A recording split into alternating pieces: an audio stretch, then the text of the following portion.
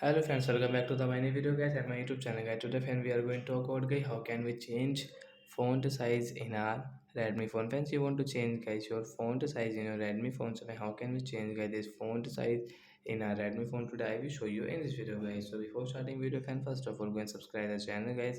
Click the bell icon, like the video. So friends, now let's see how can we change font size guys. Open your phone setting guys. After on phone setting guys, scroll it and friends you can see this type of setting. So once click on guys your display setting guys, and again scroll friends you can see your text size means font size setting guys. Tap here guys, you want to change. So as you can change from here guys, you can see this double XL size means guys large size guys we will change into, and friends you can see guys your font size will change in your Redmi phone. So like that guys, you can change your font size. So that's it guys, thanks for watching the video, bye guys.